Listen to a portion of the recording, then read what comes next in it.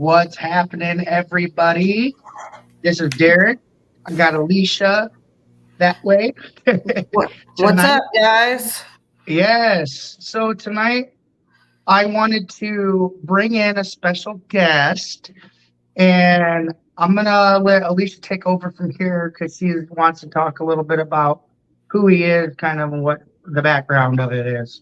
Yeah, so we'll jump back to you in a second, Derek, after I get done reading his short bio that he sent us out on how Derek ended up meeting Austin Maynard, our special guest tonight. So, Austin Maynard is the founder of an organization called the Underground Paranormal Network, a network consisting of 7 relatively unknown historic locations, 6 in Ohio, 1 in Kentucky. Equipment developers, ghost box builders, and innovative researchers that are working to advance the field. He does a lot of promotional work for his sponsors, marketing, and building outside the box experimental equipment. Austin has been experimenting with ITC since 2017, focusing on exploring new paths of communication using custom-built experimental audio/visual communication devices, in addition to working with several researchers, builders, and developers to continue pushing the boundaries further and keep moving forward with our understanding. He currently serves as the paranormal tech manager for the series Deathwalker with Nick Groff, where he is responsible for the equipment and the experiments that Nick and Tessa use on each episode. Super exciting. Super exciting. Love Nick, love Tessa, love Deathwalker. And then Derek happens to stumble across Austin. We've never met him before. So, Derek, how did you meet Austin? So I know that Jamie Keller has been sharing a lot of his stuff. And so I got on there because I saw an ad for these really cool looking laser tripwires. And he was kind of like throwing out there, hey, I've got some of these that I'm going to be making. And I'm like, dude, that is pretty dope. So I'm like, man, I want one. So I gave him a message and I'm like, hey, ask him a few questions. And from there, I followed him on Facebook and we've been chatting ever since. And so that's pretty much how I got to meet Austin, is through Jamie Keller sharing his stuff out, which I thought is awesome. Shout out to Paranormal Party, Jamie Keller. Yes. So before we bring in Austin, just a reminder, shout out your questions for Austin, guys. Anything that you want to know about his equipment, kind of what you can expect from him and stuff if you purchase a piece of equipment from him. So we're going to go ahead and bring him on. Hi. What How's up? everybody doing? How you doing? Good. How are you? Good. Thanks for having me on, guys. Yeah, thanks for coming on, man. Yeah, sorry I was a little bit late. I know I've been rushing around trying to do stuff. I'm always a busy guy, so I'm actually glad to be on here now. We can take a little break. Yeah, I'm sorry about earlier. I was like, oh, yay. My kids go back to school today. I'm off. So I slept all day and I totally forgot to message the link earlier. So I apologize. And then I got them back home and then we were watching it, me and my youngest. She wanted to watch it. So I was like, oh crap, he messaged me. So I apologize. No, it's all good. It's funny. I actually thought you guys, I'm on Eastern time. So like when you guys are, now that I realized you guys were on Central time when 7:30 came around and I was like, wait a minute, like what's going on? So I just assumed, oh, okay, we're good. Because he kept saying 7:30, I was like, wait a minute, so it's all good. So where are you from then? I'm actually from Bryan, Ohio. I've kind of lived in the Ohio and Michigan area most of my life, except I did move out. I did live in Minnesota briefly for like 2 or 3 years. But yeah, I was born in Bryan, moved around a lot, and now I'm back in Bryan. Yeah, so Ohio, Okay. which is like Yeah. it's like the northwest corner of Ohio. So like it's 20 minutes to Indiana, 20 minutes to Michigan. Okay. Mm-hmm. Yeah, it's been a minute since I've had a time difference with somebody that come on and hung out with us. Like the longest one was Scotland and Right. us, CST. So Yeah, that's pretty wild. yeah. So it's been a while. Yeah. Yeah, Scotland is definitely a big difference. Like Yeah, big difference. I mean, what's that, like 6 hours? Yeah, 6 hours. Mm-hmm. So I thought, yeah, because I work with I worked with a guy named Barry. He does what is it? Dimension Devices. Dimension Devices. He created the Chattergeist, and he's one of the sponsors that I've been trying to like help promote his device. And have you guys heard of the Chattergeist? Dude, I've been seeing dude. that just this past year. And then I seen you sharing out his stuff yesterday. And I was like, that is cool. I was literally looking at that last night like, bro, how do you get one of these? Well, I mean, go to the website. I mean, they have them available. I mean, I guess I don't know the availability at this very moment because I know they get like stock. And so, it just depends on their stock. But I know that, like, I've thought they were cool as shit for a while. And I knew that they were coming around with attachments, like different things that you can connect it to. And that's why it's got the little, like, it's got different ports on the sides and on the back that you can plug something into. And so like one of the first things that they came up with was that Ouija board thing. Yes, it's the planchette that spins around, right? And it has a little case that puts on it. Yeah. And they're also coming up with something called the probe, which not sure exactly what it's going to be yet, but I'll have to ask them about that. But I know it's going to be another attachment. It's going to be really cool. But it's a badass device. It's got 17,500 words in 3 different languages. Holy crap. That's crazy. As well as a whole bunch of other features. It's all touch screen. I mean, and the one that I've had 2, but I passed one on to my partner, Mike Ring, and just so that we all could have one, right? And my wife loves ours. Like she gets some really accurate stuff on it.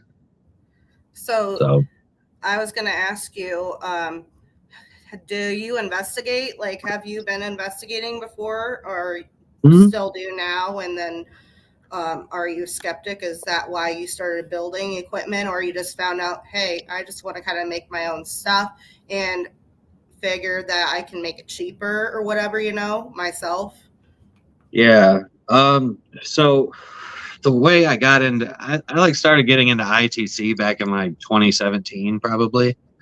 When I was part of a crew that was running the location, the old Higginsport School back from, I don't know if you guys ever watched Paranormal Lockdown. Yeah. But, so season 3, episode 3, Nick and Katrina come to the old Higginsport School. And me and my team were running that at the time. And that's when I really like started getting into like the ghost boxes and the all kinds of stuff. And I've had that passion. It grew ever since 2017. I started talking to a lot of different builders, like not the stuff that you see on ghoststop.com and all the other ones, like stuff that's like custom built, boutique, so to speak. And I started realizing like these guys are really freaking good at what they're doing, and so I started promoting them a lot more. And I kind of took advantage of the fact that I was building up the locations and everything within the Underground Paranormal Network, because we're up to 7 right now. And so like I was doing events and things, and so I was investigating a lot. I've investigated so damn much, like between 2015 and I mean, really, even like 2023. I mean, really, it's like almost every weekend. Wow. I mean, sometimes it's more than that but now, I have 2 different locations that I manage. Oh, you or do? that I'm like the caretaker for. So normally during the warm months, my Fridays and Saturdays are occupied by the locations. And sometimes I'll get in some investigating at the time, and occasionally I'll get a weekend off. But you know, I really started getting into the equipment building because it's kind of funny actually. I actually because of the friends that I've made, I made friends with JW Prather of IDC Devices, Katie Stafford of Supernatural Inc., and Stephen Katie Halte from Halte Paranormal. I don't know if you guys know Katie Stafford. He was Yeah. on the show Devil's Perch. Yes. Yep. Yeah, so he's like one of my best friends now, and me and him developed a relationship like really like long before he was on Morgan City and all that. Because I brought him out for an event, you know, I made the right friends, right? And then eventually, like I would be bugging these guys like all the time. Like I would be like I would be texting them ideas at like 2 a.m, or just like saying, "Hey, can you build this for me? Hey, can you build this for me?" And eventually they got annoyed with it enough that Steve Palte finally taught me how to build his sweep circuit and then connect it to a radio. And so I started doing that for a little while, just trying to get my soldering skills together, right? And then found my own sweep circuit that I could modify and use.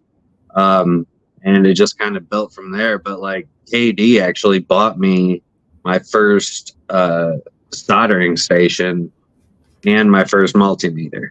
And it's just funny because like they were so sick of me asking them to build stuff for me that they just said, "No, here, we're going to teach you how to do it.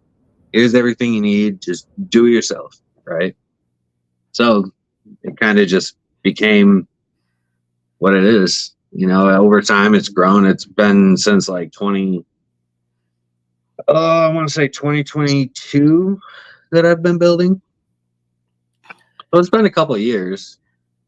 So basically, like you're kind of teaching yourself as you go. Do you Oh, yeah. call yourself kind of an inventor in a way? I would consider yourself as, you know, a paranormal equipment inventor.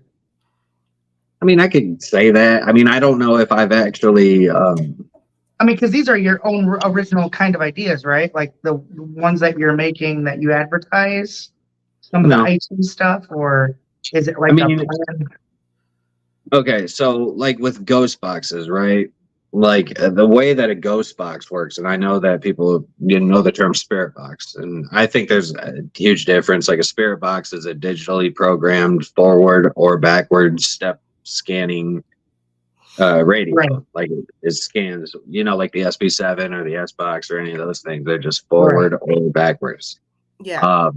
So that's a spirit box. Now a ghost box is a boutique style, and usually using a function generator circuit to sweep a voltage tuned transistor radio.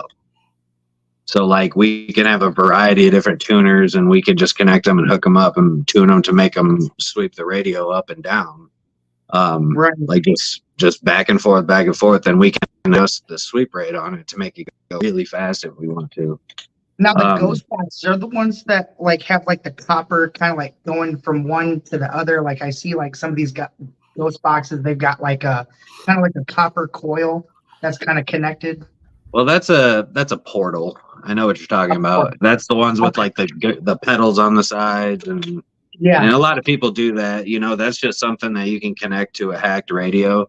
Like a hacked radio, you know, your old shack hacks or whatever, you know, you snip a wire inside of it and then it just starts scanning and it won't stop scanning. It just keeps going, like, you know, the old Jensen ones or the, so, and a lot of people still use those, and they'll connect, or the SB7, obviously, they'll connect that to a portal box to give it to use the noise reduction and the reverb effect. Right. So, that's a portal, but like a ghost box is actually like for the most part, it's all circuitry. Like occasionally you could throw a pedal in there or something just to like change the audio of the ghost box. But the whole idea of the ghost box is that it's a function generator circuit. making a voltage tuned transistor radio circuit, just sweep up and down. And the band goes for same band, but just a smoother kind of tuning. The static on FM is not nearly as bad. It's like less than half of what the SB7 is. So like it's still there, but it's like it's a lot quieter. So instead of going forwards and backwards, like on the S box or the the SB7, Derek, it's going up and down. Well, okay, so the SB7, I mean, it's working the same way. So, but the only difference is that a digital, like the S box, will go from 87 point whatever all the way up through 108. It'll just go from 87 to 108 and then back down to 87, 108 and jump back to 87, 108. Like it goes like that, right? Right. So it kind of just sweeps the one band, starts over, sweeps the band. So that's actually, that's what I mean by a step sweep. It goes either one direction, but the ghost box actually goes forward, backward, forward, backward, forward, backwards. Like it's just going back and forth like that. Oh, okay. And you can make it go quicker or you can make it go slow. If that makes sense. Yeah. Right. And it's a much smoother sound than the S box. So what? Say that. It almost sounds like essentially like almost like the SB11, I think, where you got like two. It's a box. It's kind of like the SB7, but it's an SB11, and you can actually sweep AM and then you can sweep FM at the same exact time, multi-taneous. Yeah, it's essentially a dual SB7. Like the SB11 is basically two SB7s in one.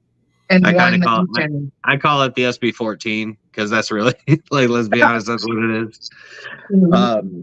But like that, I can do that with two different radio tuners. Like what I get is like I'll get one of those. Let me see if I had one here. If I can just show you, like one of these. Okay. Like one of these little portable handheld radios. Oh, like I'll actually open it up, take it apart, and tap into the. Here, I'll show you one thing that I've got in the process right now, actually. So, here, let me see if I can put you up on the big screen here first. This is the radio circuit right here. All right, and then I got all the different circuits. I got the echo reverb circuit right here. Mm-hmm. Got your sweep circuit here. Amplifiers somewhere back here. Some, like I actually put the dials in myself and everything. So I mean, like it's like an actual, like there's a lot of, it's all circuitry. It's all connected directly. So it's just basically like plug and play. It's just bam. When you turn it on, it's you don't have to tune it. Like I mean, you do tune it to an extent, but it's when you turn it on, you can do it however you want. But it seems like it's a lot easier because you combine everything all into one, and then with those circuit boards being confined in one box, you don't have all this bulky stuff. Like I've got an internal box, but I've got the reverb pedal and all that stuff connected to an amp. So it's kind of with wires everywhere on the outside. Yours is kind of like combined, like it's all in one. Yeah. Yeah. I mean, that's the kind of the idea. I mean, and I can do all kinds of crazy different things. Like one of the things I'm working with right now, with ferrofluid. So have you guys ever seen this before? No. All right, so let me see if I can find it here.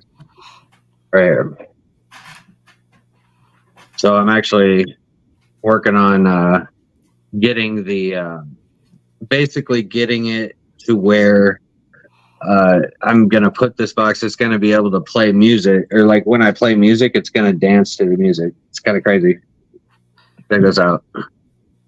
So is there something in there that moves around? Oh, yes, I seen that. okay. Yes, I seen that you posted that Check. Super awesome. That is dope. Now, does it move to the sound of like what the spirits are gonna make? Just watch. Okay. Oh, It kind of reminds me of a lava lamp. yes. So this is just magnetic. It's like iron. It's like a nano-sized iron flakes that have been kind of put together into some kind of liquid, to some preservative liquid, which makes it this like black blob. And then inside this glass container is just some other kind of preservative liquid. And behind this right here, I know it's really hard to see, but this is actually, there's an electromagnet behind here that actually pulses with the sound of the voice. And so when the magnet turns on, it will pulse every time it detects a sound. And then that pulse just makes this kind of go crazy. Dude. Because it's just pulsing out a magnet, like a magnet. So essentially, yeah, dude. Like, so if you're on the field and you're, if the spirit wants to come through and talk, you can actually get the visual and the audio. Yeah, it's basically, I mean, it doesn't really do anything with regards to ITC specifically. I don't think that it helps the communication in any way. It's just really cool. Yeah, it just kind of helps. Like, it's for looks. I mean, I dig it. It's aesthetic. Let's be honest, it's aesthetic, but it's kind of like I have to try to figure out the mechanics of things and how everything can connect together, especially running it all off a 112-volt battery. And yeah, because watching the grounds becomes a very difficult process. But it's not necessarily my own idea. Like, the idea came from Frank Sumption, who was the Frank's box. I don't know if you've ever heard of that or not, but I think I have. I think I have. Yeah, like if you see a Frank's box on eBay or anything, is a guarantee you're not getting it for less than $3,000. It's like more expensive than a DR60. Yeah. He only made 185 of them or 184 of them or something. I have number 42, man. Yeah. And it doesn't work, but it's like one of the first 50, right? Which is pretty cool. I think Greg, but like the idea, huh? I think our friend Greg has talked about that. The first time I heard about one of those is when during the Estes method. Greg. Oh yeah, Greg definitely knows what Frank Sumption. He's like the grandfather of the ghost box, I think is what people call him. Yeah. So that's the first person who I heard of that when we were at Broadhead, and we were at one of their Paracons last year, and they were doing an Estes method. He was talking a lot about that. Yeah, and the thing, Frank kind of basically pioneered the idea of automatically making a radio go up and down. And so like after he did it, a number of other people kind of branched off of him. He taught a few people and they kind of figured it out. And so the idea is just it's my own version of it.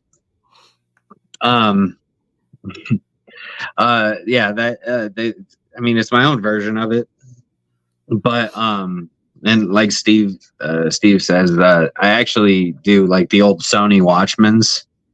Those old Sony Watchman TVs that you go play around with, or that you watch the old football game in the 90s on. So KD actually taught me, or kind of directed me, or he like pointed me in the right direction on certain things on how to make those the channels sweep up and down. So basically, I figured it out, and then I figured out a bunch of other ways to do it too. And so I could actually tap in, like in certain TVs, I could tap in and make the TV do like 16 different wonky things if I really wanted to. It's kind of crazy, but making it sweep the UHF and the VHF channels up and down and, or back and forth, just like a ghost box would. Right. And so the idea is that the electrons that are excited from the vacuum tube, that's what's being projected onto the TV screen, right? And the electrons are being excited based off of radio frequencies, which make the TV signal. That's how the TV signal comes in, right? And then the TV signal, it converts it and makes to excite the electrons, but that's what you see on the channels. And so now each frequency is going to make that channel look a little different. It's going to make the screen, so you'll actually be able to see it going crazy on the TV screen. It's really cool. Like that's where you can find like images and words and things like that, like visual. I remember seeing that on a show. I don't remember what show it was, but they had a TV. I was going to say the same thing. It was in a jail. I think it was Alcatraz, honestly.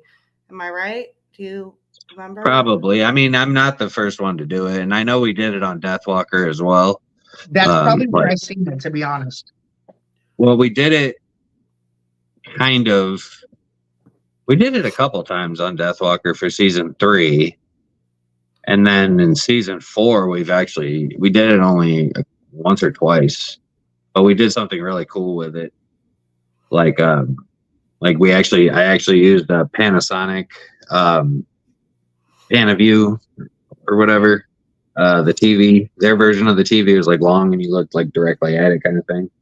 I can't remember what we did. I used like an IR camera that had like a full spectrum filter. Like it was a developed camera that had like a Sony chip inside that made it a real IR. Like it expanded the IR spectrum on it, but then I had a filter that made it IR only. So like it would not see anything except IR light. Right. So like all the stuff that we see was just black except for like the IR light shining from the thing. Right. And so I put that onto the TV screen. And so it looked kind of wild, and Nick hasn't like shown me that footage yet. So I'm hoping that we got something really cool, but those are all ideas that other people have. I think the only thing I kind of figured out was how to use the sweep circuit function generator that I have. That's the only thing I really figured out on my own. And the laser tripwires are not, I may have kind of, actually my partner, Mike Ring, was the one that showed me the Spy Gear laser tripwires. Yeah. The Spy Gear, the Spy Tech or the Spy Gear toys back in the day. Yeah. Right. Yeah. Yep. So like I was like, damn, that's a cool idea. So I took that idea and I figured out how to make my own. So like there's actually a version of the circuit. Like I created the circuit on my own. It's a different version of it, but I started doing it that way. So eventually it led up to this, where now you have a sensitivity adjustment. You got all this stuff where it makes it very easy to set and reset, all that stuff. And so it's been really cool. I've developed that, but it's not like a new idea, a laser tripwire, right? But it's still, Right. you built it like your own hands, You're which is awesome. Like for the most part, all of this I do. Exactly. I couldn't do that stuff. Hell no, dude. So That's you gotta funny. be proud of, you gotta be proud of that. I am proud of how far I've gotten with it, but I don't know if I'd call myself an inventor necessarily. Like I've just been able to figure out, because in my mind, an invention is a new idea that I just built a device that nobody else has ever done or created before. Right. Yep, that makes sense. Like I could get a patent for it type deal. Right, respectfully. Yeah, that makes sense. Yep. Yeah. Yeah, so that's kind of where I'm at with that. Hell yeah, dude. By the way, I can't wait to get our laser tripwire, dude. 25 feet. I mean, minimum. Or at least. I could probably go further with it. The first models I had could go. We had people going at least 30 feet. That's like a whole hallway. Well, dude. not at least, but yeah. Oh, it's a long hallway, man. That'd be like third floor at Edinburgh Manor from the one end of the wing to the other end of the wing. Yeah, like every corner too. So like you're going from one corner to the opposite corner, so that way the whole entire, like if something were to run down the hall, then it would trip it. Mm-hmm. Yeah, that's the way I'm gonna set mine up. Yeah, actually, I don't know if you guys know about Malvern Manor, Yes, right? I've Have you been been to there. Malvern? Yeah, Yep. so the Shadow Man hallway, Hmm. Malvern. Yeah, so like Tori Westhoff bought a set to put so that she could put them in the Shadow Man hallway from like one end to the other. Yep. But like these things can go pretty far. I mean, with the sensitivity adjustment, it'll make it easier to line up. The hard part is like because the module itself and the laser, like you may have to like change, adjust like how you may have to put some shit under one part of it to get it. You know what I to mean? kind of angle it to get it. Yeah, just Yeah. to line it up properly, you may have to Right. But I mean, adjust. it is But what it is. Right. yeah, it is what it is. But like, she could get it with the sensitivity adjustment. I know it's the sensitivity adjustment is kind of weird how it works. I don't know. Like, I mean, it works regardless of like, how far, but it seems like when I turn the sensitivity down on it, I could put my hand in front of the beam and it'll take like half a second to react to it. It's weird. Oh, wow. So it's like it delays it almost. It's kind of Right. It's interesting, and I don't know how to feel about that. But like as I turn the sensitivity up, I guess that would make sense though, because like it would take it's not getting as much signal coming through because maybe it delays So, the like, current a little bit with the resistor. Yeah. So basically, like as soon as something crosses that threshold, it will, if the sensitivity's up, it will trip that really quick as opposed to being delayed. Yeah, exactly. Yeah. I mean, I don't understand necessarily the delay. Like, I don't fully understand the delay because the delay, I mean, it really shouldn't delay like that. Like, it almost seems like the light has to be blocked out for a certain period of time when you have the sensitivity low. Right. Exactly. And so I don't necessarily like that idea. I mean, it would make it easier to like eliminate false positives, I guess, but which is good to an extent, which is, I mean, so like the sensitivity adjustment is nice, right? So you can mess with it on your own. Right. Kind of like ITC, like when you have the sensitivity up higher, it's just going to keep spitting out words like word after word after word, but then when you have it low, it won't do it as much. So it's kind of more, kind of like, not necessarily. It depends. I mean, like, see, like with some boxes, man, if you have the sweep speed slow, like it's going to be a lot more coming in than you would like, depending on the tuner that you use, depending on the radio that you use. Like some of my boxes that I build, like if I have that sweep speed down, like the signal is strong because it's got a very strong, like, the transistor that's receiving it and everything is like, it's different.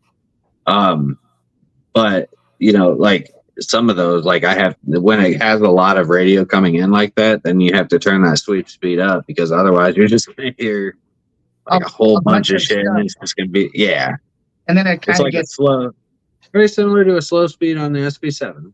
Like you're just going to have a lot of radio coming in and you're going to know it's radio.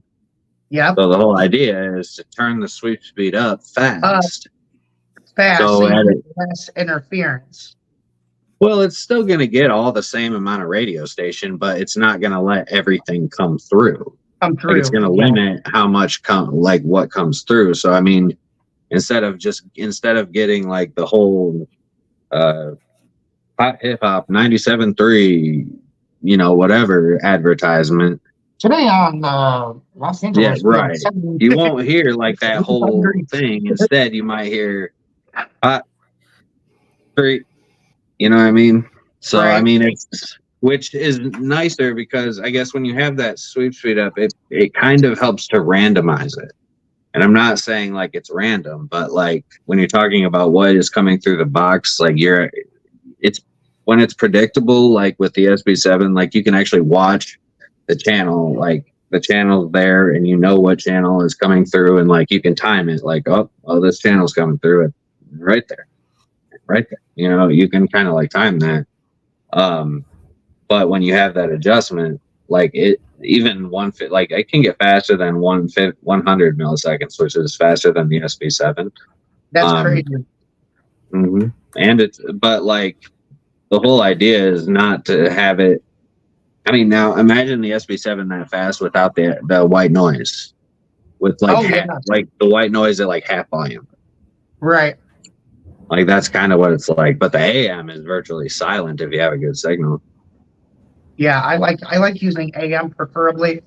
I've got the SB7 Pro, and I recently got the ANC Mini, which is Mhm. kind of like a noise gate.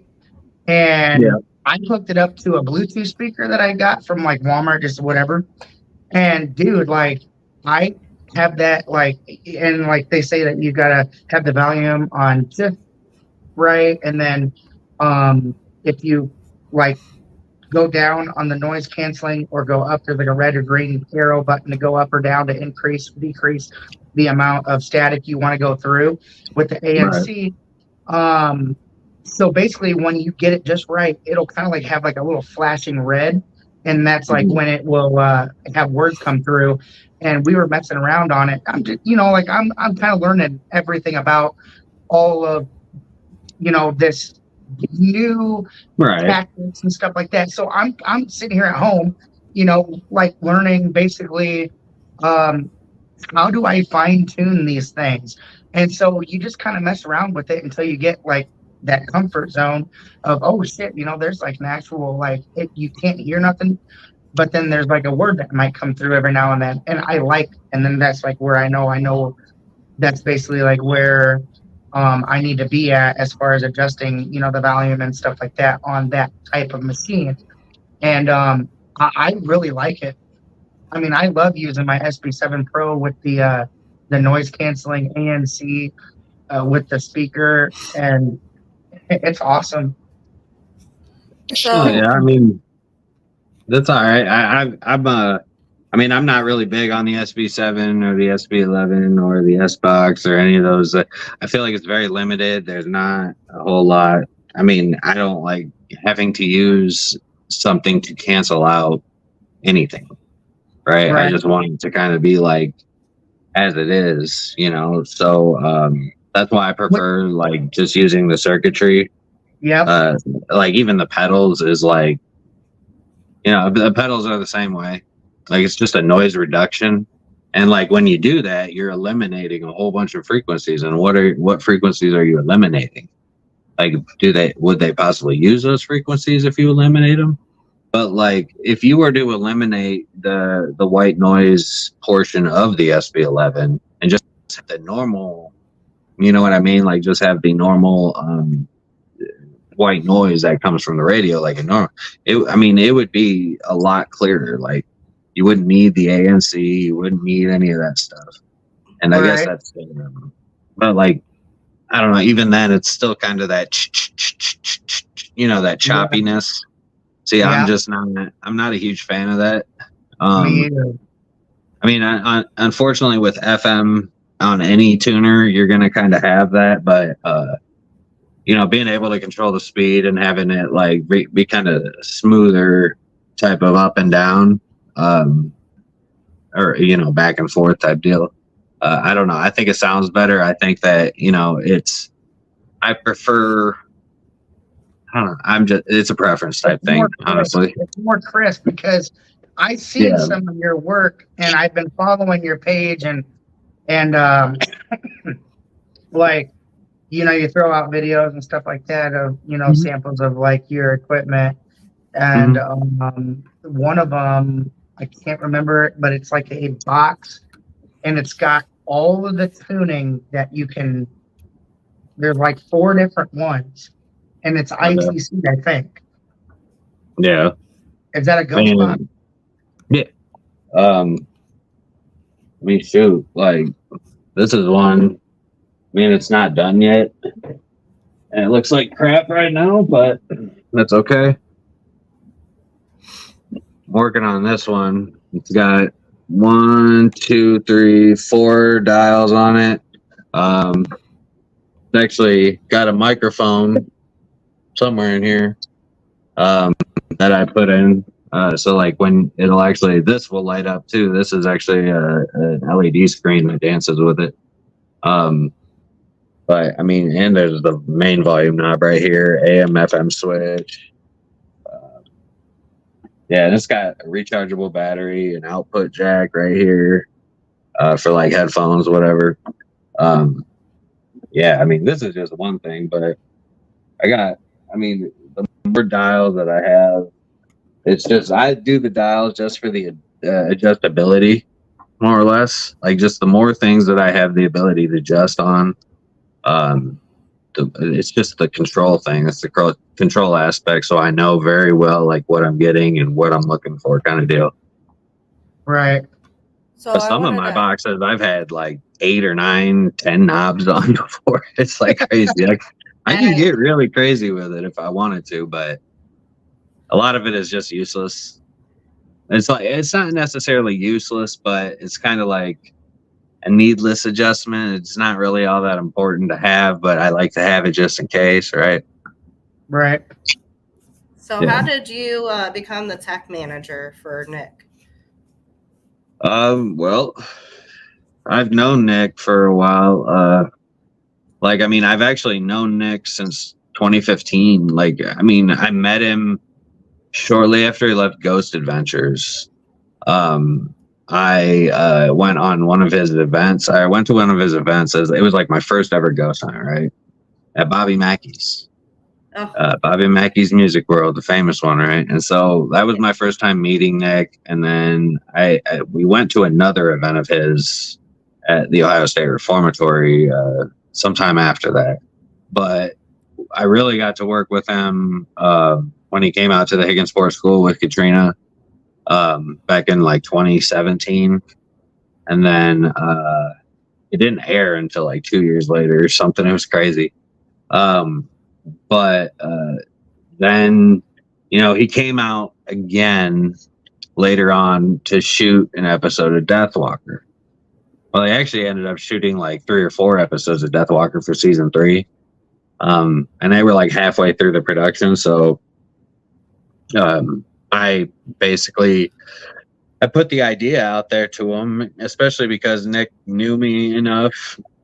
And so did his cousin Justin, but really it was Dan Class that like kind of made it happen. Dan Class, he's the owner of the Hinsdale House. yeah. He is the production manager for Nick's show, and Nick's one of Nick's best friends. So, I've known Dan for quite a while, and I've had him out to events. Me and him have always been good friends. And Dan's just the greatest guy if you haven't ever met him.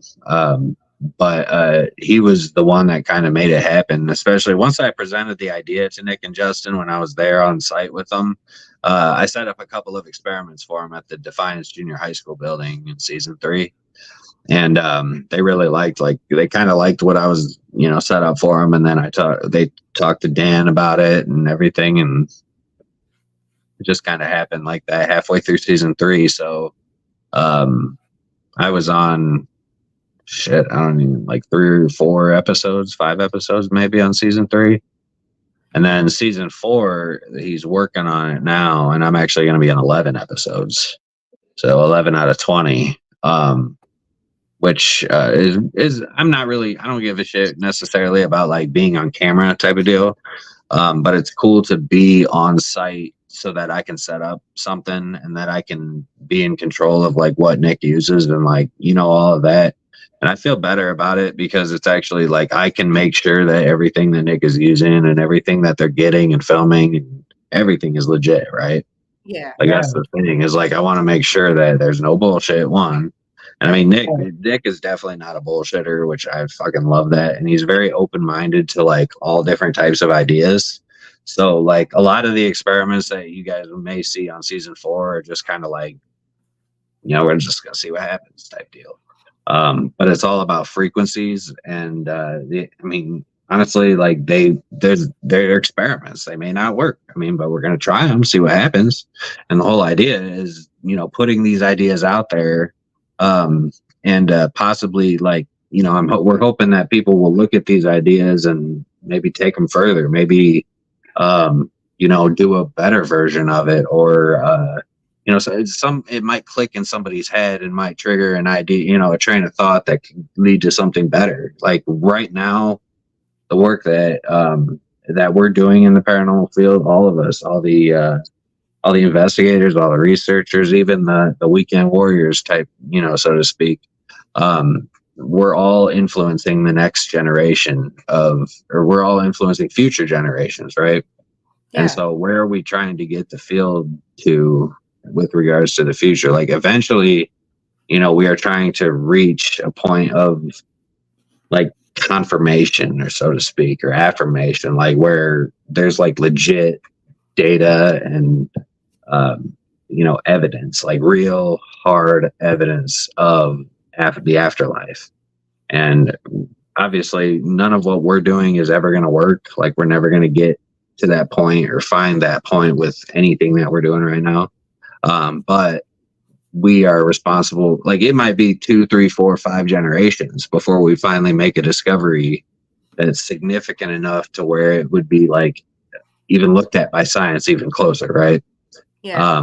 But we may not get there right now, but we need to influence the next people who will take everything that we do to the next level, because technology is just going to keep advancing, right? Yeah. Look how much it's advanced in the last 10 years, 20 years, 30 years, man. The Go back to 2000, man. Yeah. Think about, okay, what kind of devices did you have? A cell phone in 1995? No. No. I wasn't born. Oh wait, yes, I was. You were. That was my sister. Sorry. They had those big I'm invisible, so they had I those kinda big, forget that I'm huge, here. freaking dinosaur phones, and you Oh. gotta do like this. Hello. Yeah, dude. Oh yeah, it was like this freaking big, or like Yeah. Yeah. They had the suitcase ones too. Remember those? You had the car yeah, dude. phones. You We had. went from corded to cordless like in 10 years. Like, Oh man, no. Yes. We were corded for like, god dang, we were corded for like 60 or 70 years. Yeah. Like think about that. We were corded all through the 60s, the 70s, even like the 50s, the 40s, like all those times. Like the telephone shit. The actual telephone was probably end of the 1800s, early 1900s. Yeah.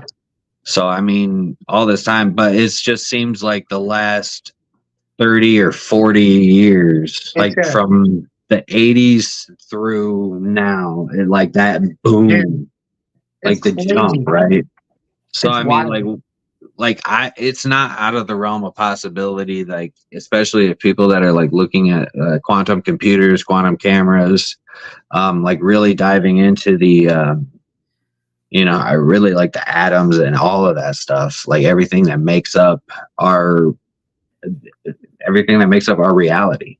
Right. I'm sure eventually it's going to get to a point where somebody's going to make a discovery, but we gotta help those generations get there. And so it's kind of like a PSA for all of our fellow paranormal investigators or researchers, enthusiasts, whatever. Like we all need to be concerned about that. Like the next generation, how are we gonna? Unless you're just doing it for fun, that's cool, But people like me, I guess, I worry about it.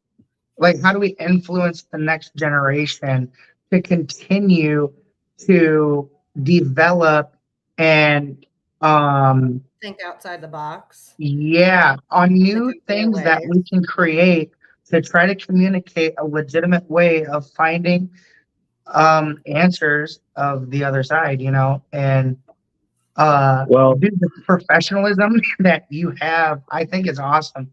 And like that view that you have is great, because I think that our generation should be more like that, because you're right. I would like future generations, like you said, to continue to just grow and get more, in tune with, how are we going to get this evidence? We can't just, it's got to, excel and go up to, you know what I'm saying? Oh, yeah. The next level. Well, exactly. When you think about the level of like where the paranormal field in general, right? Like what evidence have we presented? Like how far has the I mean, and I hate to use the word evidence, but like how far has our understanding or our knowledge really progressed in the last 20 years with regards to like communication and all this stuff? I mean, we've really just repackaged the same type of thing Yep. in a million different ways. And I mean, yeah, you can make a REM pod type deal. You know, you can make it trigger all kinds of different stuff. I mean, but like that's still just detecting EMF. And I've talked about this a million times. Like, I don't know who decided the standards on like what we're looking for with ghosts. Yes, like how do we know that any of this is like a dead person talking to us necessarily? I mean, and that's not like calling out, and that's not to take anything away from like, you know, psychic mediums and everything, but like, I guess, you know, there's questions that I have that like I just don't feel like is confirmation enough, right? To like really say that this is a dead person speaking to us, or this is your Uncle Bob that passed away 5 years ago and he's coming back to say hi, right? We don't know. All we have is just something that is telling us that's what it is, if that's the case, right? And if, I mean, I think I'm starting to lean more towards kind of like a parallel reality, interdimensional type deal, and not interdimensional in the sense of like physics dimensions, right? We're talking about dimension like a parallel dimension, like that kind of thing, right? I think there's something along that line, or it's going to be something within the dark matter of the universe, you know? Like, people don't think about that. You know what dark matter is? I've never heard of it. Really? I don't think so. Wow. Okay. So if you do anything is it with a form like of meditation, like is it like to where like no. like No, so dark matter is actually a term that's used to describe so like when you look at the cosmos, when you look at astronomy, like the stars, the planets, the galaxies, everything, all of that is being held together somehow. The structures of the universe is all being held together by this cosmic web. And the only way that you can detect this web, so to speak, is by gravitation, like by light being warped in the gravitation. They call it gravitational lensing. And that's how you can tell that it's basically like gravity is the only way you can tell that there's anything there. And so dark matter is the term basically used that means like it's actual matter, it's physical matter that does not interact with photons, which are light particles. So it doesn't reflect. So everything that exists that we can see physically in our universe is because it reacts with photons. If it doesn't react to photons, then we can't see it, and it's just there. But what does that mean, right? Like that just means that there's all like apparently 80% of the known universe is dark matter. To me, I feel like I had a word pop in my head, and I'm probably not. I wasn't big into science. That was kind of like, but I do love it. But there's one word that I thought of: black hole. Yeah. So a black hole, and that's an interesting thing. Like scientists they're starting to learn more and more about black holes, but like, you know, the gravitational pull of that is kind of where what keeps a black hole, like it's basically forming in the dark matter. Like, right. Because it just comes out of nowhere, and but something's kind of, in a sense, holding it in place. It's not just like free, you know, zipping around the universe kind of thing. And it stays in one. And then don't black holes get bigger as it like feed, like as things like suck into it? Doesn't it get stronger? It gets more dense. Like the more that it takes in, the more dense it gets. So like eventually it gets dense enough to and when we say dense, I mean it like pulls it all into what they call a singularity. It's like a one single infinite infinitely dense point where all of the planet Earth and everything would be pressurized down to this one tiny little point of like a singularity, I guess is the best Right. word to say. And all of like a black hole will stay the same size, but it'll just keep pulling in matter until it gets so dense that eventually it just kind of it like shoots it back out, or it'll explode into like gamma radiation that shoots in long beams across the universe. It's crazy. That's crazy shit. But like the black holes in theory are kind of like that. Yeah, like they're just there, and what's keeping them there, like it's basically forming in the dark matter. But like when you think about anything that's flying across the universe, like it has to be propelling through something. Like something it has to be pushing itself through something. Like all of the air, everything that's around us is technically dark matter. Right. So now, Yeah. when you think about that, where do you go with that idea, right? So now literally you're talking about something that is actually on our plane of existence. It's just we can't see it with our own eyes because it does not react to photons. So when we think about haunted locations, we think about all these things that happen with that from something that we can't see, but it can somehow interact with us. I mean, I don't know. And so like it also it plays into like the parallel dimension type deal, or the parallel reality type deal too, because there could I don't know if you guys have ever heard of like the bubble universe theory, like where we're just like a bunch of floating bubbles around, and occasionally like they'll meet or like cross and bounce off of each other, No. kind of thing. Never Like heard there's of just it. a bunch of different. No, I must dive into I it. like learning new things, and I am such an open mind, so I want to hear about it. Obviously. Yeah, I dive into these deep rabbit holes, man. It's kind of crazy, but so like the bubble theory is basically like our known universe and reality is in a bubble, and then there are other ones as well, and they just kind of float around. So like our entire universe is in this little bubble, and occasionally another bubble will come in and bounce off the other ones.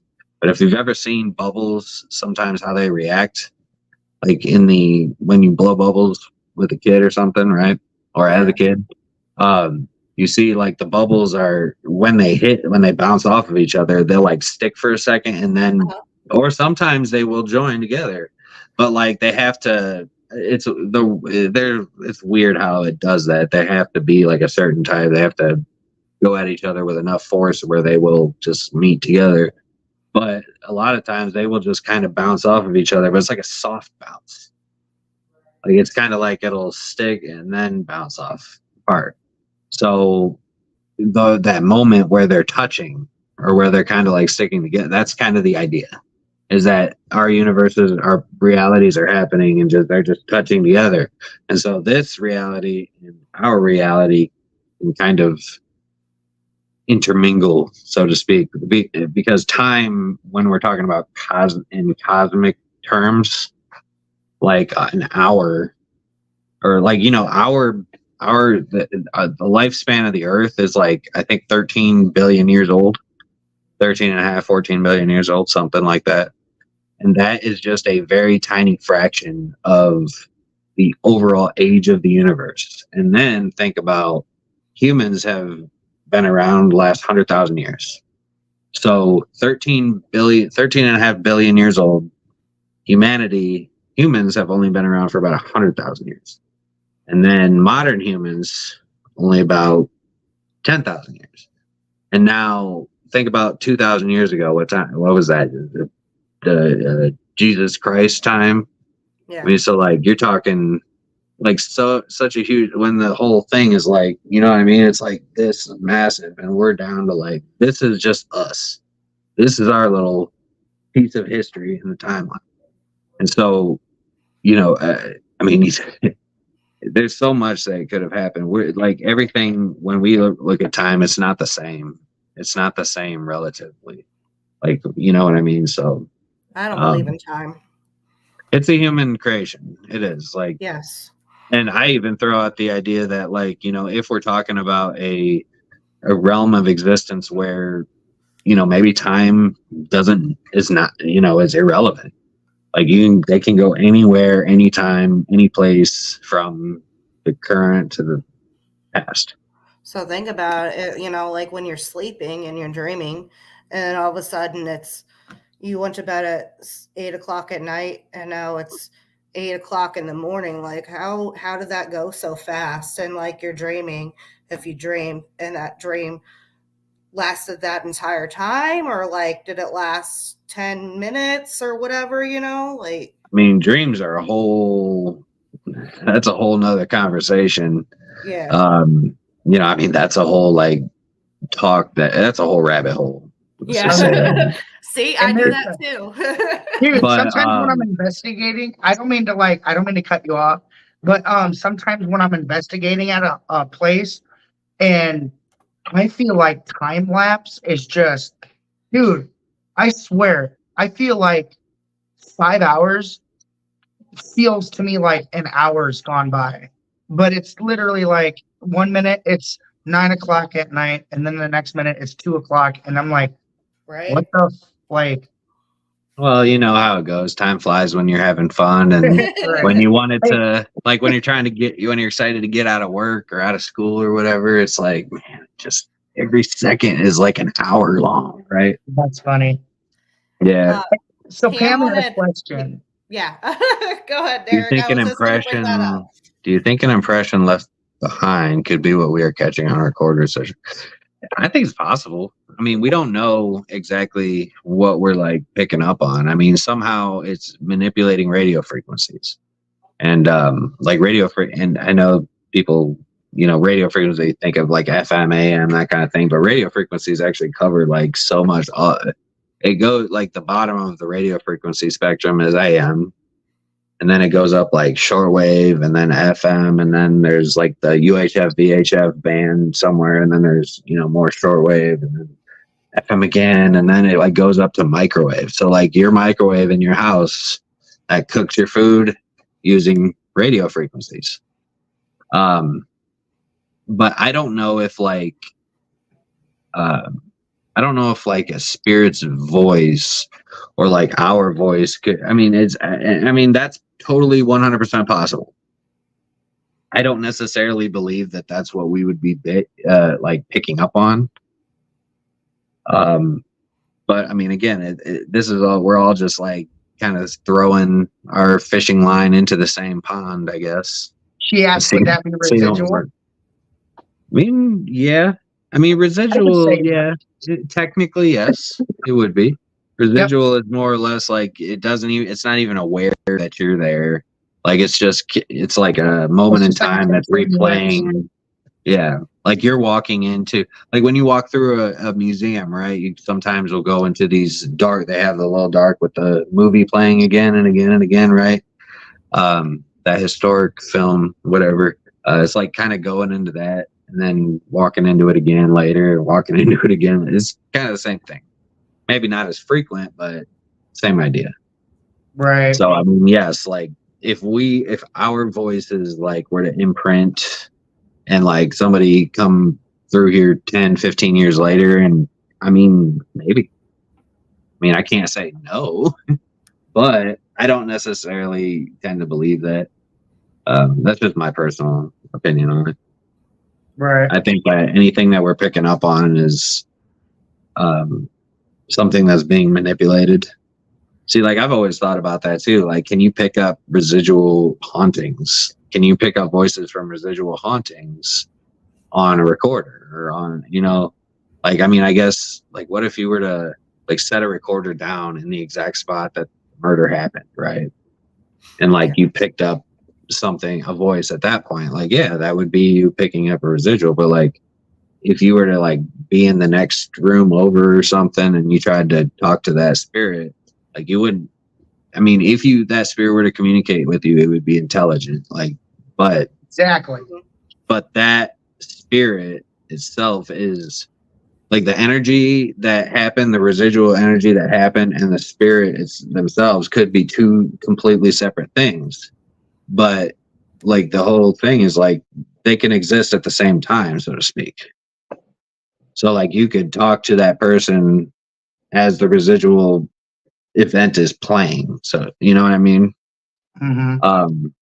But it's a hard thing to, but like how do you determine, I guess? I mean I mean the only thing you could do is like try to tie in what you captured with, you know, what might have been said during this event, or you know, if it's something that's more recent and you know we Right. have footage of it or whatever happening, you know, you could kind of match it up. But like other than that, you know, it's just speculation. It's so Yeah. hard.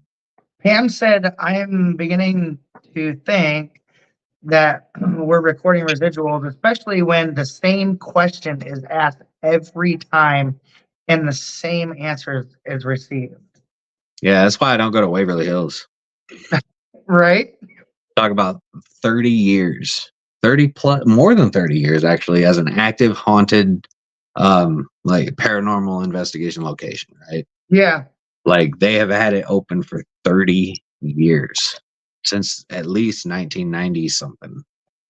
Do you think spirits get like wore out of the same? I think they get and the tired same of and the same? answering the same damn questions. Right.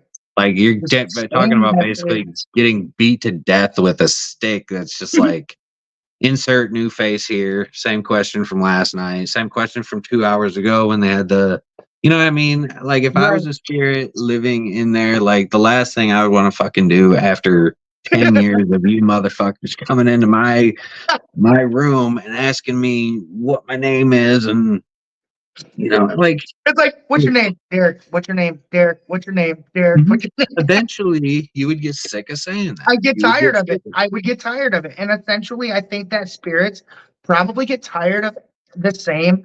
So I think that when there's a location that is highly, like, always just people want to just, as opposed to some locations that are just like that nobody's ever gone to, I think that those locations are way more active than a place where there's been like heavy traffic. You know what I'm saying? I think the activity, though, more or less depends on the person at this point. Like, it depends on the True. investigator. Like, I think, but you're absolutely right about locations that are untapped. Like, and they, you know, like they haven't seen many people try to come in and communicate with them. Yeah, maybe. I mean, they would probably be off the wall for a little while, and eventually they'd probably get annoyed and kind of shut down or get bored with it, so to speak. I mean, it could even, like, it could come along, like if you were to go to Waverly and get good activity, it's either they liked you, there was something about you as an investigator that they seemed to like, or you were doing something, bringing something to the table there that not many people have given them the opportunity, like, you know, with some kind of different experiments, right? Right. Something new to try, something that they might be like, oh, okay, this is different, you know? And so, like, I don't know, but logically speaking, yeah, I think that, I mean, if I was, I'd be, I'd get so sick of it. I would too, dude. I'd stop talking to everybody. I would just. Bill Walter, he's the owner of Broadhead Manor in Wisconsin. Oh, okay. Broadhead, Wisconsin, and he had said something. Okay, yep, you're right, Bill. So basically, he said that there would be only two people in a room. That if you ask a question, and the spirits will get that question right, making it basically an intelligent spirit being in that on the property. Yeah. Yep, that would know, and they would give the correct answers. Yep, basically, and that would be an intelligent spirit. Okay, so like he's asking questions that, like, That the answer only a couple people know the answer to, right? Not And then everybody. if the spirits ask Yeah. to answer that correctly, then that would be an intelligent spirit, basically. Yeah, no, absolutely it would be. But see, I mean, I don't really. I mean, I assume that if I'm talking to anything, it's an intelligent entity of some sort, right? Obviously, what that entity might be, I don't know, but like, I guess the residual side, I don't even like think about that anymore. I guess like Right. the residual stuff versus, but I think that's because I just kind of chose to go down a different path with my with my paranormal focus, mainly just because I felt like that's where I really kind of got into it, is because like I wasn't content with, you know, the REM pods and the voice recorders and the ghost boxes and you know, this and that flashes and beeps and all that stuff. Like, what is it really any of it telling us? Like, I mean, I like ITC because it's exploring different paths of communication. Like, I mean, and the thing that we could find with ITC really would be like I mean, and I don't know how the hell we would find it, but it could be like a way, almost like a telephone to the dead, right? Right. Like exactly. that was something. Yep. Like that was something that I believe that Edison or Tesla, I think it was Edison that had the idea of the telephone to the dead. But you know, for us to get there, I mean, you know, I mean, I think that we just have to continue exploring these different ideas, you know. Right. Exactly. Yeah. And unless we do that, we're not going to go anywhere, really. It's gonna be the same. So I had a question. Okay. When you were growing up and everything, what made you want to be in the paranormal? Like, did you have an experience as a child growing up, or like what kind of made you like an enthusiast? I don't know. I mean, I don't want to say that, but like, what kind of into the paranormal field?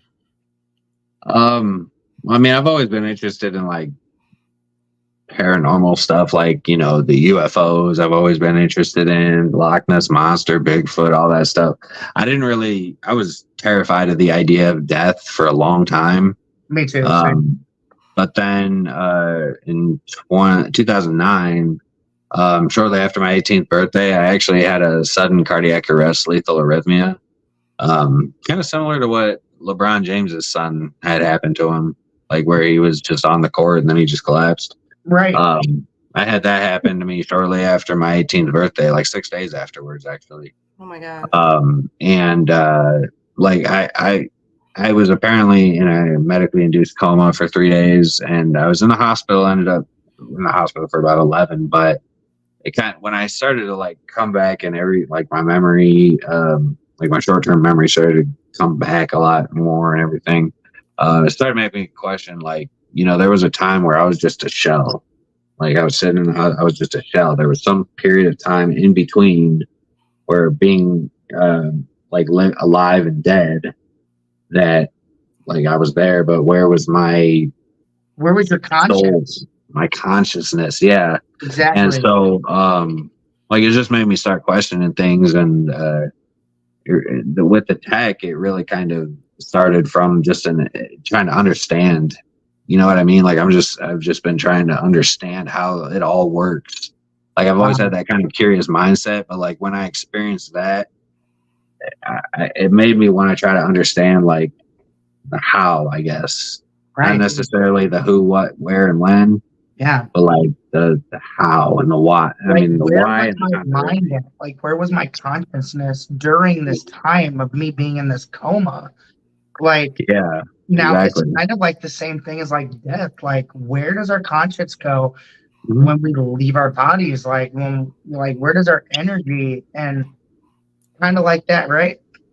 Yeah. I mean, but like I've ended up developing more questions than I started with. But like I've also, like, I don't believe necessarily that anything that we're doing is like, one, you know, I said it earlier, like I don't believe it's telling us anything, and two, we're just not getting anywhere with it. So like I really feel like, you know, I don't think that it's necessarily, like I started questioning more and more, is it even a ghost? Like what are we talking to, right? But I think it's pure energy, really. Like we are pure energy that is, has been, and always will be. Bill said energy never dies. No, but it can change form. And so like I think, you know, like when it can change form, but it cannot be created nor destroyed. So I mean, it could go from but what kind of energy exactly are we talking about? And that's one of the hard parts to figure Right. out, because we all assume it's electromagnetic energy or Yep. one thing or the other. But when you look at the electromagnetic spectrum, it's literally everything that exists in our reality. Everything that we see, hear, feel, like it's all along the electromagnetic spectrum. Right.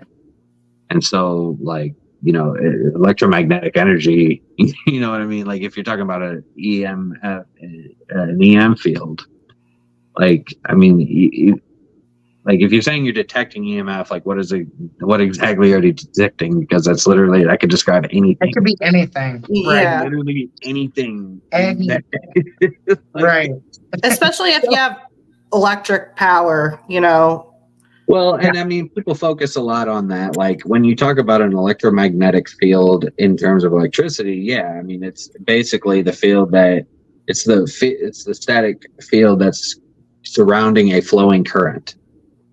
Like my dad is an electrical engineer, and he's like the electrical utilities director, I think, over in Marshall, Michigan.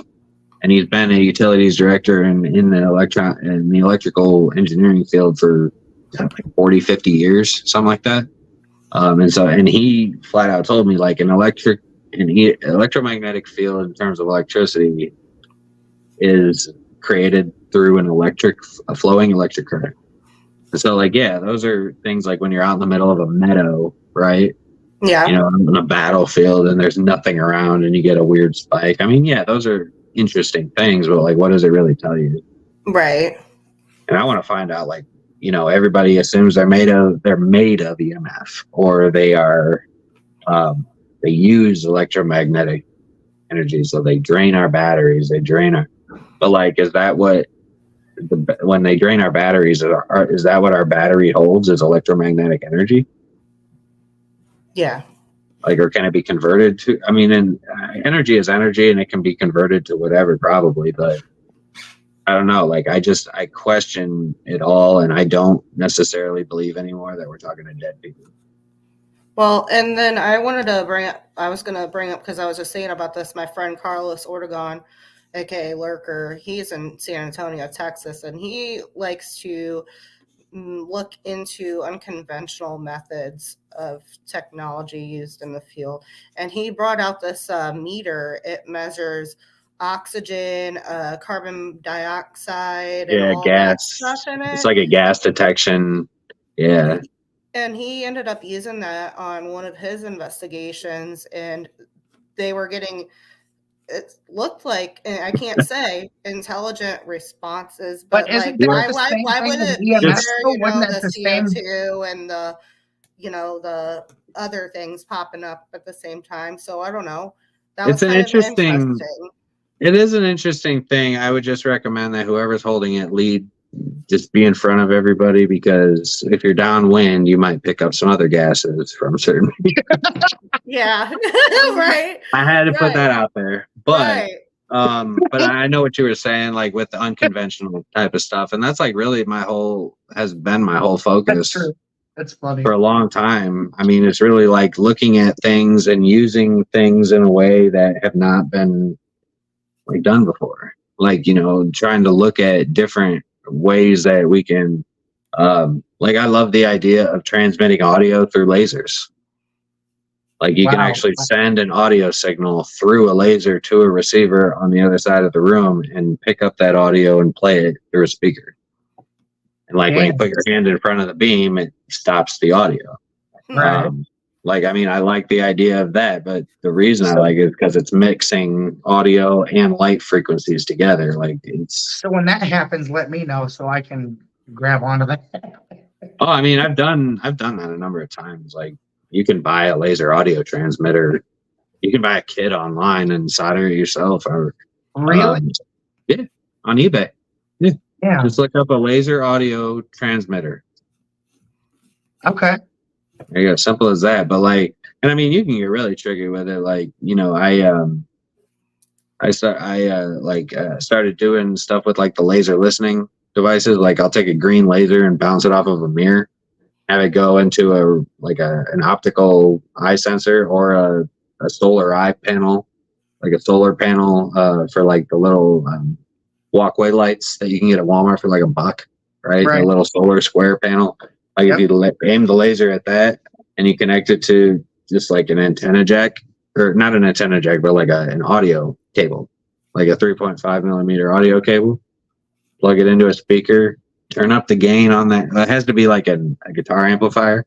Right. Turn up the gain a lot so that you can amplify that sound big time, and anything that you like, you could tap on a window or tap on the glass and you'll be able to hear it through the speaker, because the glass is essentially picking up the vibrations from your voice or whatever sounds are coming through. But like, I think it's all in the frequencies, man. And it's like, what frequencies are we trying to, combine or mess around with, and how do we like figure what that code? It's almost like a pin code in a way, except instead of 4 digits, it might be like, could be 20 digits, but like each of those digits is a specific frequency along a specific range on the electromagnetic spectrum. And it's like, how do we figure that shit out? And that's just stuff is that like so fascinating to me. It's a challenge, and it's like pushing the boundaries. And like we want to talk about as investigators or as researchers, like finding that holy grail of evidence, right? But like, yet the holy grail of evidence is what exactly? The video. Like you can't trust video anymore either, especially now with AI. Dude, you can't trust anything. You can't trust anything. Video and photo evidence is just completely Photos. like that's out the door. Especially because now our cell phone cameras are going to have AI. If you have a Samsung. Yeah, dude. AI's taking over everything. So how do you feel about Polaroid cameras, an actual Polaroid? And when you see like people show, oh, look at this white mist, this blob on this Polaroid, do you feel like that's a spirit, or how do you feel about that? I'm indifferent because I can't say it's not, but no, I don't want to see it. I'm not going to buy it as a ghost. Like if you show me something, like you show me something as evidence, like I need more than just a picture. Like, and you can tell me whatever the hell you want to tell me, but that doesn't necessarily mean that that's the way it happened. Right. And people tend to, I don't want to say exaggerate. I want to say, like it seems to happen much bigger and crazier in their own, like from their own point of view than what may have actually really happened. Like somebody who got scared and there's like 4 or 5 people kind of in a group and one person gets scared and like 6 other people get scared. Right. Yeah. And like, but you don't even know why the 6th person got scared, but it's because all the other ones got scared too. And like, it seems like this crazy thing. Like, no, I mean, that may not have been like reality. So I don't necessarily trust, I don't trust the evidence, man. I just don't anymore. Unless it's data or like hard, like there has to be multiple things like correlating pieces of evidence, like having data plus audio from multiple angles of one specific area, having camera angles in 2 different spots, being able to you know what I mean? There's a lot. So photos, I don't, there's nothing against anybody that presents anything to me, right? Because I'm not trying to say that they're lying or whatever. It's just, I'm one of those guys, if I wasn't there, I don't believe it. Right. You kind of you're one of those people that are looking for hard evidence, but did this lead into this? And this is how this happened. You've got multiple I guess scenarios or situations at that same moment, and you don't know why it happened, but hey, I picked up something on this audio that captured this photo, and this is why this happened. And I was there present, and I can't explain it. All right, so let me give you an example, kind of. Do you guys know what the direct link is? IDC devices, the direct link. Use it on all kinds of shows. That's where you put your finger here. Like this thing. I don't know if you guys ever seen the blackhead, but Yeah, basically I've seen you them. take your finger and you put it on the antenna jack, and you become the direct link, so to speak, to the other Okay. side. Yep. But so this thing actually is scanning through 3,500 frequencies on the FM spectrum randomly, like just jumping all over the place, right? And it's got echo and reverb controls, meaning that, like, if you understand circuitry, it does not jump, it doesn't skip circuits. It's going like tuner, echo, reverb board, amplifier, speaker, and maybe some jacks in between, but you get my point. Like, it's not jumping anything. So everything that comes from the tuner when this is on should have echo and reverb. Like, it should have those control, like you should hear those effects, right?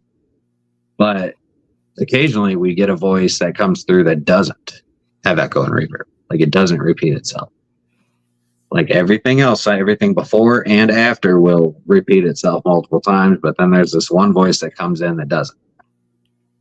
That's the kind of stuff that I'm looking for.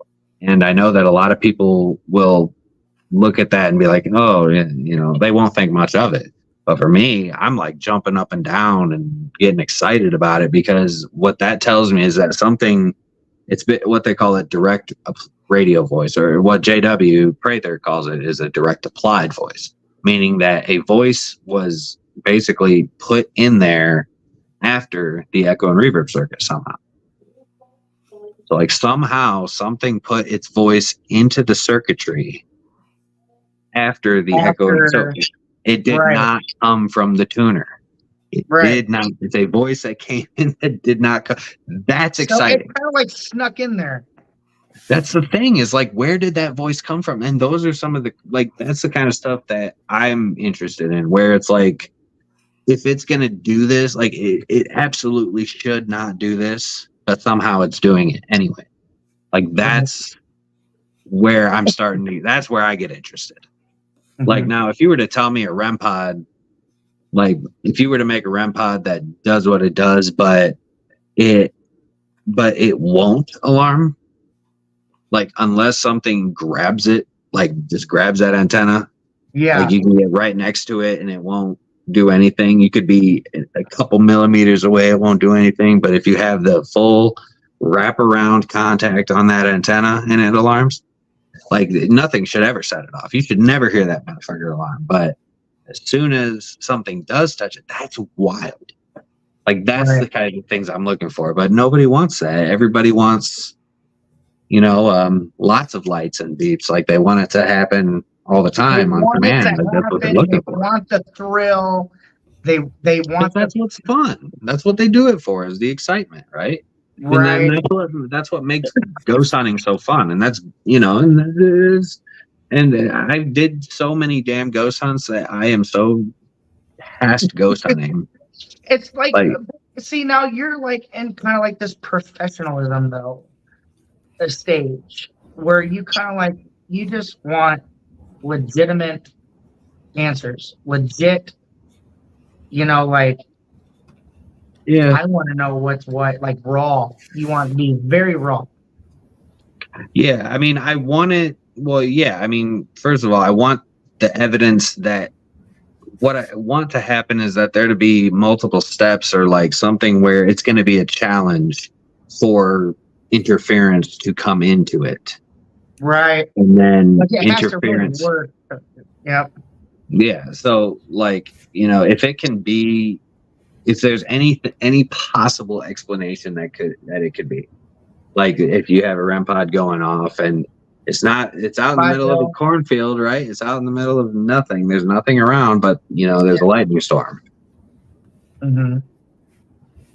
Well, I mean, I what do you think it is? Right.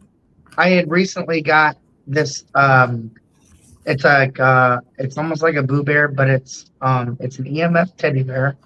And basically I was kind of testing it out and stuff to see how like sensitive it was, and like, you know, how close I could get to the teddy bear before the REM pod goes off. Yeah. And literally you have to literally grab the top of the head of the teddy bear in order for the REM to go off. Yeah, And he's probably got an LED and one LED in each arm, one LED in each. There's a couple of LED lights and stuff in there, and then there's one antenna in the teddy bear. It just And goes then up right into the head, right? when I get close to the teddy bear, it doesn't really necessarily go off like I was expecting it to, like maybe go off as soon like you really have to take grasp of the teddy bear in order to go off.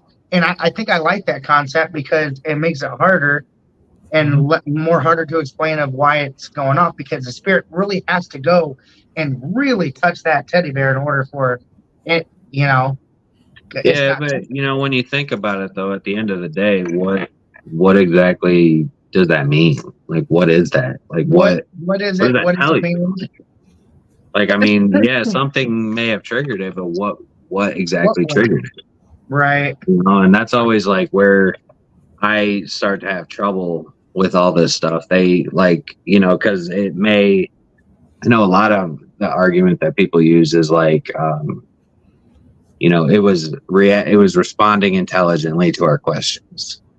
Like we would say, can you make that go off? And it would alarm, and then they say step away, and it stops. Mm-hmm. That's proof that it's a ghost. That's proof that it's something intelligently communicating with you. I mean, and I don't know if that would be proof. It's not. I don't think proof exists. I mean, I wouldn't even know if you would call that evidence of a ghost. It's evidence of something.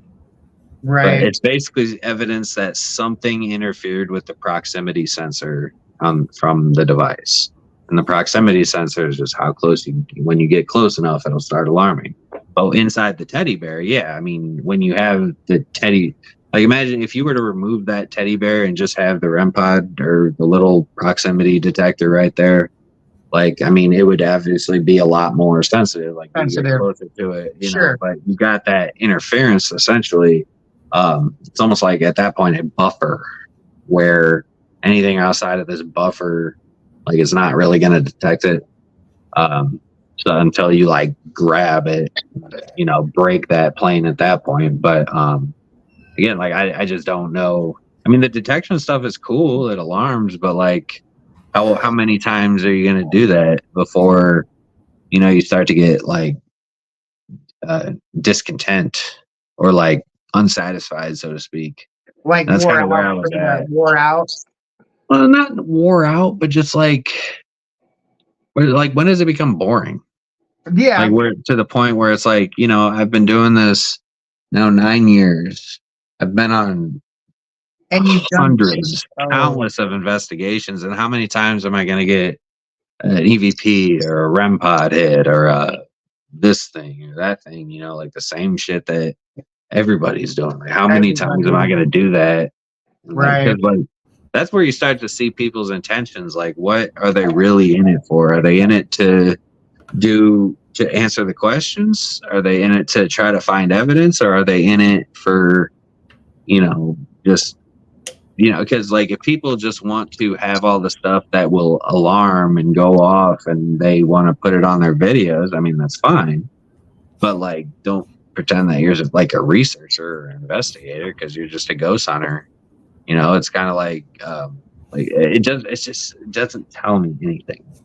Like, but everybody is, and see, that's the kind of stuff that ruins. People talk about ruining the field, right? Like, that's the kind of stuff that does, because people are putting it out there as if it's a ghost, right? Or as if it's something like a dead person or a spirit that's talking to them, when really there's nothing that would even remotely suggest that that's what it is, except a mass assumption.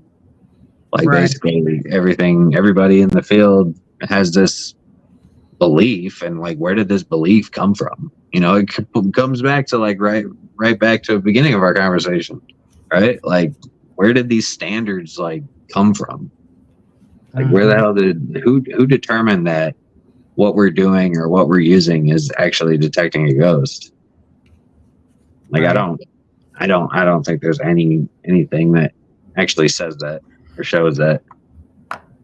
No matter what device or no matter what method you use, I mean, people try to do all that, the SDs and stuff like that, but like, it's not. I don't know. I'm a skeptical. I'm a skeptical person. I'm not a non-believer. It's just like I believe that it's there. I just don't. I mean, it's just I don't know what, and I don't believe most of the stories that are told to me. How many times have you gone to like done like a presentation or something, and you have like 500 people come up to you and tell you their childhood story of like, like their ghost, the haunted house that they lived in when they were a kid, and then you Yeah. start to ask them, oh, that's really cool, like, okay, do you know who owns the house? Oh no, but you have to look it up, man. You have to go, and it's like, oh, like, okay, so you don't have access to it. You don't know where exactly the house is. Don't know who owns it. And so I have to just go and try to find, like, I don't know.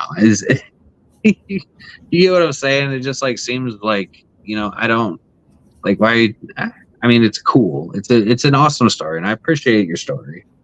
But, at a certain point, I don't want to hear any more of these stories because I'm trying to go home. Something, right? Like I'm trying to, like at a certain point, I just don't care. Like I just don't care, and it's nothing against the people, right? It's Yeah. nothing against them as personally. It's just like because like what do I do with this information? I guess, right? Right. And I know that people are just trying to connect, but it's so hard for me to connect when I have the mindset that I have, right? Like, because a lot of people, there's only a few people that kind of think on the same wavelength that I do, and those are like KD and JW and Stephen Katie Halte and like other builders. Some of the sponsors that I have, they do too. Dave Smith and Rob Walzak and like some of these Barry Dimension Devices. These are all fantastic minds, and those are the minds that I think like people should really be putting on a pedestal. That kind of stuff should be put on a pedestal, not what's his face from YouTube or the team that it was a show and then became a YouTube show and somehow raised 300 grand to do their show, but like real work being done, it's so hard to raise like 20 grand, kind of stuff like this. I think that attention is being put in the wrong places. So your network was Underground Paranormal Network, right? Mm-hmm. So guys rewatching or watching now, make sure that you go over to Underground Paranormal Network so you can check out these awesome builders, including Austin himself. Mm-hmm. And what all pieces of equipment do you sell? How do people get a hold of you? Do you have a website before we wrap it up for the night? Stuff like that. Anything you want to talk about before you go? Well, I mean, I definitely, I mean, I sell all of the boxes that I build are custom, like they're boutique. Like usually I do them hand built to what the person wants. But I also sell the laser trip wires, which I just started doing those again. And I also sell all the devices, for the sponsors as well, including JW Prather of IDC Devices. So the direct links and any of those devices that he sells, I know you can contact me at the Underground Paranormal Network or directly on my Facebook page or my Instagram page. I mean, that's basically what I have. I'm if you looking for some equipment, I know where to get some equipment. Let's just say that. Hell yeah, dude. Man, you know what I like about you is that you're like 100% honest with everything that you say. You're very smart, and I've learned quite a bit tonight about a lot of shit. And I mean, there's some things that you've said that I've been like, that's Egypt shit. Like, like if I'm trying to read Egypt right, hieroglyphic. But I'm just being honest, but dude, like you're just like legit, like just 100% just honest with the truth. And that's like you have your own opinion and you got your own path that you're taking as an investigator. And like that's dope, bro. I appreciate that, man. I always try to be honest, but respectful at the same time, right? Respectfully, right? Exactly. Yeah. Because everybody And has their own opinion. yeah, Exactly. and that's the thing is like a lot of this field is all about opinions. So it's all speculation and opinions. So I mean, really, none of it is. I mean, we all kind of have proven as much as the other guy has proven, right? So like, Right. you know, we all just kind of have to find ways to get to where we got to go. Like, especially when your focus is finding that proof, right? And so, Like, what is your focus? Like, is that the main? That's the main question. exactly. That's the I think question. is the main That's a good question of the question. evening is like, what is your focus? Why are you in the paranormal? What is your focus? What is your reason? What's your goal? And then take it further. Yeah, and take it further. What is your goal? Mhm. Yep, 100%. And a lot of all that stuff can be found on the Underground Paranormal Network Facebook page or on my page as well. But yeah, I mean, everybody just keep exploring, keep trying new things, experiment around with frequencies. If there's a way to use it in the paranormal field, try to find it. Like, look at those VTech toys, look at all those stuff back in the day, the speaking spells. You know, you can connect a couple of dots on, you can connect a few of those solder points on the back of that circuit and make it go all wonky and shit, and like basically create a almost like a phonetic generator in a sense. It's kind of crazy. But like, just everybody just keep exploring and try to eliminate everything that we have been taught and look at things that we haven't been taught. Right. Like Bill Walter said, think outside the box. Yeah. Don't be a square. Yeah. Don't be Be a square. circle. No, I'm just kidding. Don't be a square. Be a bigger triangle kind of deal. Right. Hell yeah. Yeah. That's dope, man.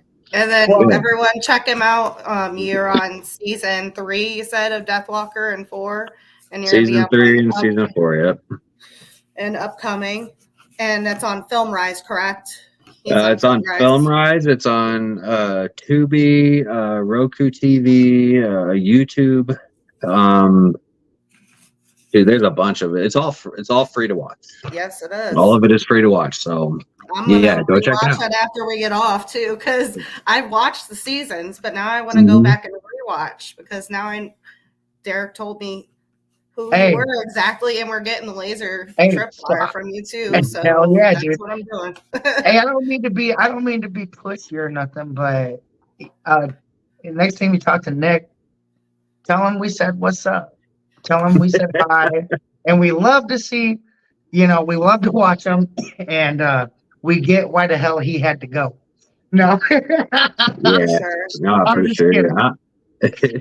No, I talked to him earlier today. He's finishing up editing season 4, so I think April 1st is like that deadline that he has to have it all over to the network. So hopefully we'll be seeing that by fall. Hell yeah, dude. Yay. Yeah, and I will tell him you guys said what's up. So, Thank you. Thank you. no problem. Thank you. Awesome. No, we love you guys, and man, Thank you for coming on, dude. Appreciate you. Yeah, I appreciate you You're freaking coming awesome. on. Can't wait for a laser tripwire. Yeah, I just I'm finishing up. I'm waiting on more lasers right now. So once I get the lasers, I'll be able to build the modules. But yeah, these things are pretty sick, man. Hell yeah, I like dude. them. So For sure. but thanks for having me on, guys. It was a lot of fun. Yep. Yeah. For Thank sure, man. you. We had fun too. Yeah, All right. for sure, Well, guys. have a good night. Yep, you See guys you as later, well. man. Thanks everybody that watched too. It was fun answering yeah. questions. All right. Bye. Good night, Bye. everyone.